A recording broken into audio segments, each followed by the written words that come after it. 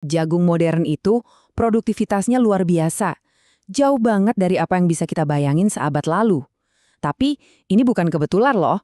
Ini adalah hasil dari salah satu terobosan pertanian paling gila dalam sejarah. Sebuah kisah tentang perjodohan genetik. Jadi, apa sih rahasianya? Gimana caranya tanaman yang sederhana ini bisa jadi mesin pangan global? Jawabannya itu ada di sebuah revolusi ilmiah yang mengubah jagung jadi, ya ibaratnya, juara olimpiade di dunia tanaman. Yuk kita bedah rahasianya. Semuanya itu berawal dari satu penemuan. Ada kekuatan supergenetik yang tersembunyi di dalam jagung. Ini bukan sihir biasa ya. Ini tuh trik sulap biologis yang begitu dikuasai sama para ilmuwan, langsung mengubah dunia pertanian selamanya. Oke, kita mundur ke awal abad ke-20. Ada dua ilmuwan, namanya Schill dan Is. Mereka sadar ada yang aneh. Kalau jagung dibiarin menyerbuki dirinya sendiri, generasi berikutnya kok jadi makin loyo. Tapi, nah ini dia momen ahanya. Pas mereka coba silangkan dua galur lemah ini, hasilnya bukan tanaman yang biasa-biasa aja, tapi malah jadi tanaman super, jauh lebih kuat dari kedua induknya. Keren kan? Fenomena ini ada namanya heterosis, atau kekuatan hibrida. Gampangnya gini deh, Anda punya dua individu yang biasa-biasa aja, terus Anda silangkan, hasilnya malah jadi keturunan super. Ini salah satu kasus langka di biologi, di mana 1+1 itu beneran bisa jadi 3. Terus, seberapa besar dampaknya? Coba lihat angka ini. Gara-gara heterosis, hasil panen bisa naik 100–200%. Ini bukan cuma perbaikan kecil-kecilan, ini lompatan raksasa buat pertanian. Tentu aja, nemuin trik sulap itu satu hal, tapi mengubahnya jadi proses yang bisa diandalkan dan diulang-ulang, itu soal lain. Para pemulia tanaman ini butuh semacam buku pedoman buat memanfaatkan kekuatan heterosis ini secara konsisten. Dan buku pedoman itu adalah konsep kelompok heterotik. Coba bayangin deh, daripada nyilangin jagung asal-asalan, para pemulia ini ngebagi jagung jadi tim A dan tim B. Tujuannya simple, cari pemain terbaik dari tim A buat dipasangin sama pemain terbaik dari tim B, biar bisa nyiptain hibrida juara, terus menerus. Dan ini jadi siklus perbaikan yang gak ada habisnya. Seperti yang bisa kita lihat, pertama, pemulia bikin variasi baru di tim A. Terus, mereka uji coba dengan pasangan dari tim B. Nah, pasangan yang paling top, mereka inilah yang jadi dasar buat generasi berikutnya. Bikin timnya jadi makin kuat lagi. Gitu terus, diulang-ulang.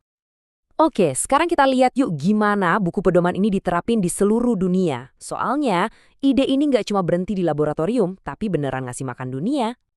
Di Amerika Serikat muncul dua tim utama. Stiff stalk yang batangnya kokoh dan non-stiff stalk. Nah, dengan nyilangin keduanya, para pemulia ini sukses menciptakan hibrida super yang jadi tulang punggung revolusi pertanian di Amerika. Eropa pendekatannya lebih cerdas. Mereka impor jagung super dari Amerika, terus disilangkan sama varietas Flint lokal mereka yang terkenal bandel dan cocok sama iklim Eropa. Hasilnya, hibrida yang gak cuma kuat, tapi juga betah banget di tanah Eropa. Tapi, kisah yang paling luar biasa mungkin datang dari Afrika. Tahun 1960, lahirlah hibrida SR52. Produktivitasnya 46% lebih tinggi. Dan sumber kekuatannya dari mana coba? Cuma dari persilangan dua varietas lokal yang sederhana yang bisa Anda lihat di sini, satu dari pertanian Pak Saute dan satu lagi namanya Salisbury White. SR52 ini jadi legenda, jadi fondasi program pemuliaan di seluruh benua. Kisah ini ngebawa kita ke sebuah organisasi internasional yang penting banget, yang perannya itu kayak perpustakaan genetik jagung buat seluruh dunia.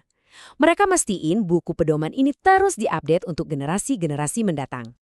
Organisasi itu namanya CIMYT. Nah, di tahun 1985, mereka mulai misi yang sangat penting, membawa kekuatan jagung hibrida ke negara-negara berkembang di seluruh dunia, biar revolusi pertanian ini bisa dirasain semua orang. Buat ngelakuin ini, mereka harus ngatur perpustakaan genetik mereka yang super besar. Bagian ini mungkin kelihatannya rumit ya, tapi idenya sederhana kok. Mereka ngelompokin jagung ke pasangan-pasangan yang cocok, tim A dan tim B, yang dirancang khusus buat tiap iklim, dari daerah tropis sampai dataran tinggi. Di daerah tropis, dua tim utama mereka itu, grup A, yang basisnya dari ras jagung Meksiko superproduktif bernama Tuxpeño, dan grup B dari varietas Flint Caribia yang tangguh. Aturan mainnya, Jaga biar keduanya tetap beda secara genetik. Makin jauh perbedaannya, makin besar ledakan kekuatan hibrida pas disilangkan. Diagram ini tuh ibarat peta harta karun buat pemulia jagung. Tiap titik itu satu varietas jagung. Aturannya gampang, pilih 2 titik yang posisinya berseberangan di lingkaran ini. Makin jauh jaraknya, berarti makin beda genetiknya, dan makin besar kemungkinan Anda dapat pasangan pemenang. Oke, kita udah ngomongin sejarahnya, ilmunya.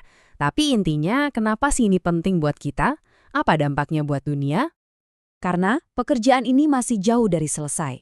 Seperti yang ditunjukin kutipan dari tahun 2012 ini, para ilmuwan tuh masih terus kerja keras buat lebih ngerti dan misahin kelompok-kelompok heterotik ini, terutama di tempat kayak Afrika, buat terus naikin hasil panen dan ngelawan rawan pangan. Ini tuh ilmu yang hidup, yang terus berkembang. Jadi, ini dia intinya. Sebuah ide sederhana dari seabad yang lalu, yaitu menyilangkan 2 kelompok genetik yang beda buat menciptakan keturunan super, sampai sekarang tetap jadi senjata terkuat kita dalam perjuangan buat ngasih makan populasi dunia yang terus bertambah. Ini ninggalin kita dengan satu pertanyaan besar. Perjodohan genetik udah merevolusi pertanian di abad ke-20. Nah sekarang, dengan tantangan perubahan iklim dan populasi yang makin banyak, kira-kira terobosan besar apa lagi ya yang bakal datang buat ngasih makan dunia?